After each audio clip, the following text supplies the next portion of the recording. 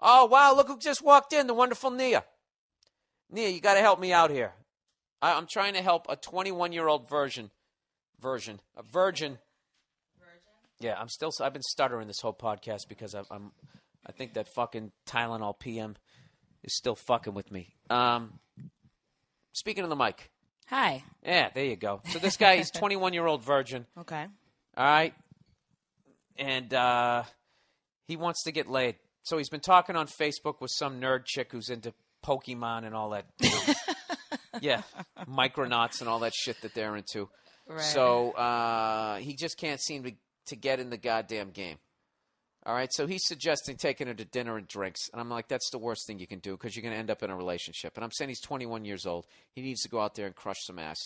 And if he goes out, if you set it up with dinner and drinks, you take her to a movie, you're setting it up like you care about her. You don't want to be a 21-year-old.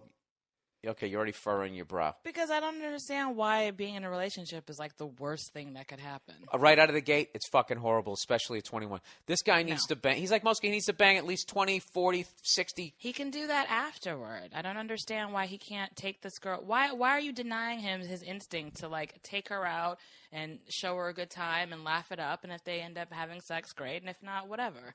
Why are you discouraging that? Because he's never been laid. Which means, why it's more important for him to which be. Means my time. The first time should be with someone he cares about, because that sets up your whole sexual outlook for like the rest of your life. I think your first time should be like an ideal situation. It shouldn't just be with like a whoever. That's really gay. It's not. That's how it was for me. It was very special and loving, and it really shaped my gross. outlook. Stop saying that. Why is it gross? That's just fun. This guy needs to go out. Buy a stack of fucking condoms. He needs to go out, okay? Then you might as well just tell him to get a hooker. As close as no. You might as well tell him. Well, really? Well, that's kind of what you're just throwing him out into the wild. Like, yeah, just bang a bunch of chicks. If that's it's gonna not what be I'm saying. Don't removed, belittle what I'm saying. If it's going to be that devoid and removed from emotion, then you might as well just get a hooker. No, you know what the problem is, Nia? You don't understand how guys are wired. All right? Well, he's wired to take a girl out and. How do you know that? You don't know this guy. Because he said it. So what? I say things. I say things that I don't mean. So he said it, and you don't believe him. Dude, this is like a guy who's never watched a football game talking about football. He doesn't know what the fuck he's doing. Yeah, get the ball and run with it. That's his instinct. He doesn't know how to go off tackle. They just called the option. You think he's going to throw it? He's just going to start running. He doesn't know what to do. I have no idea what you're talking about. Exactly.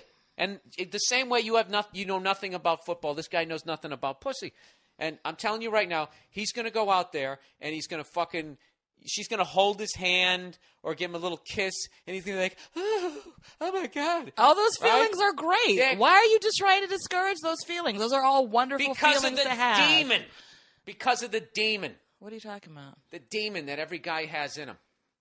Okay? Not every guy is you, Bill. Every guy has that demon in him, and you got to fuck it out of you before you fall in love. You got to hit that. Maybe I'm superimposing myself, but you got to hit the wall where you think? You're crawling off that last skank, and you're just like, what the fuck am I doing? I don't know why you're trying to turn him into a dirtbag. I want to meet a nice girl. Because, Nia, this guy is going to fall in love out of the chute. Right out of the chute. Without ever asking. Because he's going to fuck with him when he's in his 40s.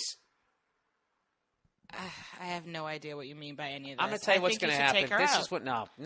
She's going to do something. Follow your heart, sweetie. And this girl. Take that nice little nerdy girl out. Talk about all kinds of nerdy stuff together. Kiss, make out, be excited about seeing her again in a couple weeks. And then it builds from there and you have wonderful, sweet lovemaking. And if it lasts a month, if it lasts for 2 weeks, that's life. And that's how it goes. That's the advice you should be giving him.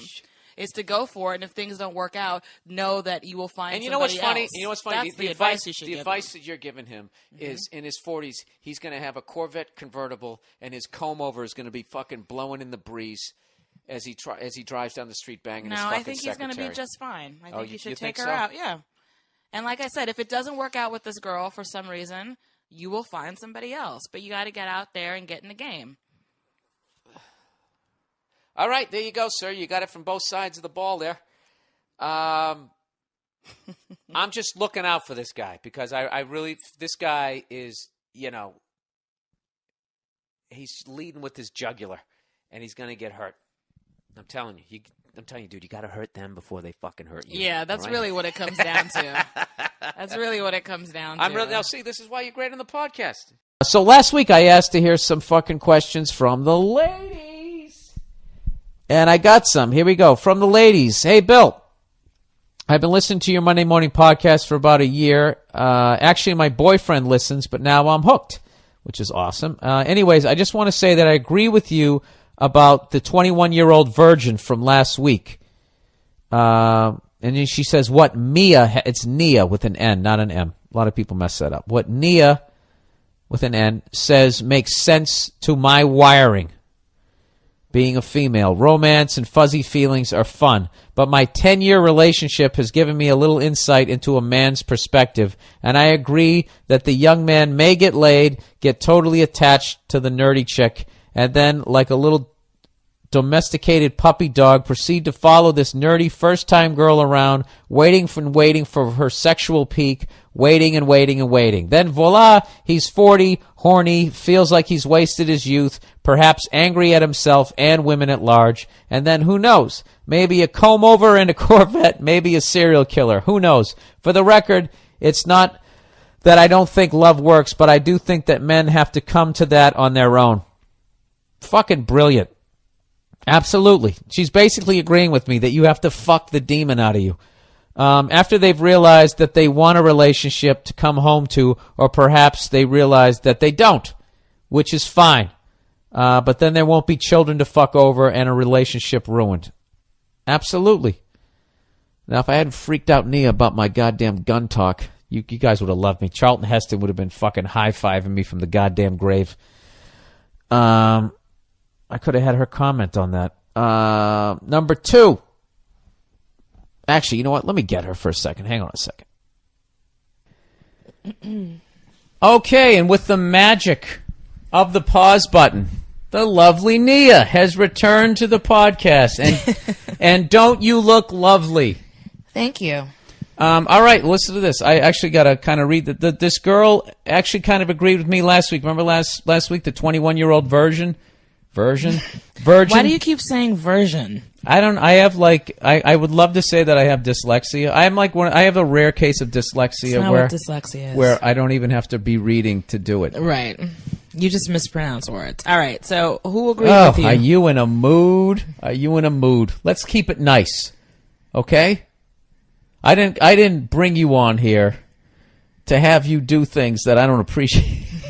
All right. Just get on with it. The 21-year-old virgin. Yes. This is a lady who's saying this. All right? Because I asked the broads, to quit their fucking whining and write a goddamn email. Just read what was written. I'm trying to make it funny here. Let me turn you up a little bit there, fucking squeaky.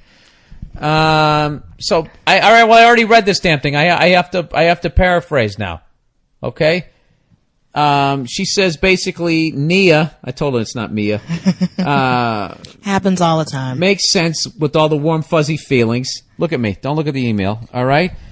But now that she's been in a relationship for 10 years, she kind of understands that guys have to come to a point where they realize that they want to be in a relationship.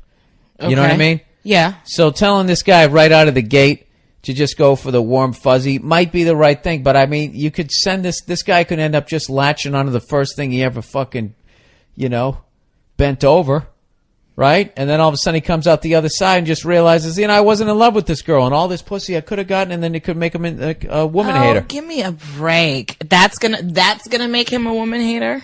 Yeah. As opposed to what? So wanting to take somebody out and go on dates and stuff and having it not work out, that's a worse idea than just going out and just banging a bunch of chicks. Because banging a bunch of chicks and just treating them like disposable fuck toys, that's not going to make him disregard women. Not saying...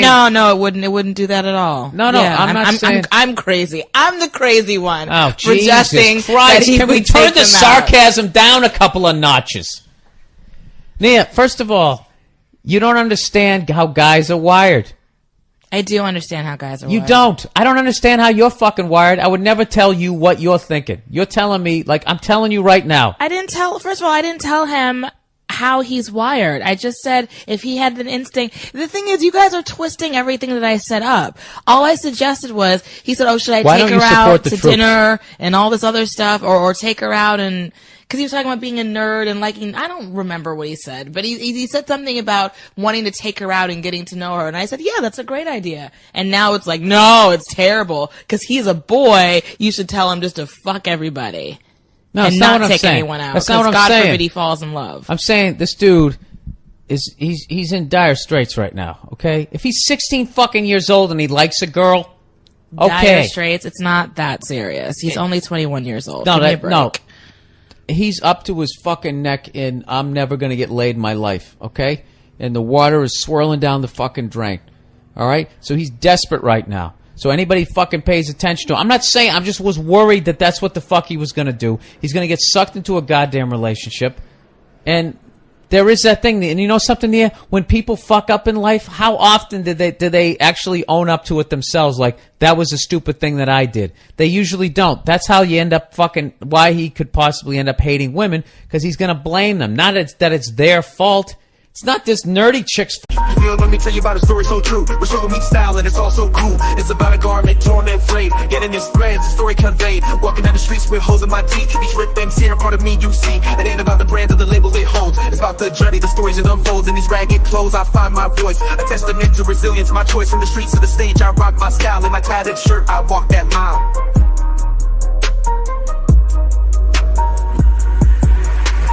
Ripped and torn, but still I stand in my ragged attire. I command, it's not just fabric, it's a statement I preach. In my threadbare garment, I find my reach.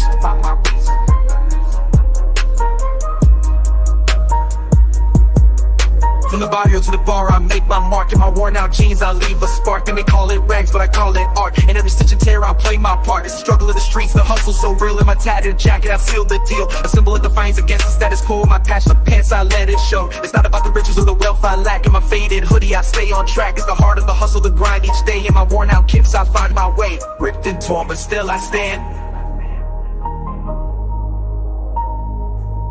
In my ragged attire,